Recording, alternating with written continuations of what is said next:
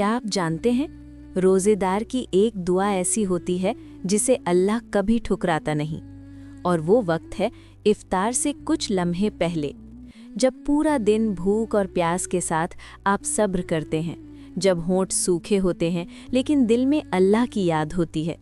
फिर जब इफ्तार से पहले आप हाथ उठाकर दुआ करते हैं तो हदीस में आता है, रोज़ेदार की दुआ रद्द नहीं की जाती। ज़रा सोचिए, पूरे दिन की थकान, भूख और प्यास के बाद जब आप कहते हैं या अल्लाह, तो वो आवाज़ सीधे रहमान के दरबार तक पहुंचती है। इसलिए इफ्तार से पहले सिर्फ खाने का इंतज़ार मत कीजिए, अपने रब से दिल खोल कर बात कीजिए, क्योंकि क्या पता आज की वही दुआ आपकी ज़िंदगी बदल दे। कभी कभी अल्लाह हमें भूखा इसलिए रखता है ताकि हम दुनिया नहीं, उसी को पुकारें। आज इफ्तार से पहले आप क्या दुआ मांगेंगे? कमेंट में लिखिए आमीन।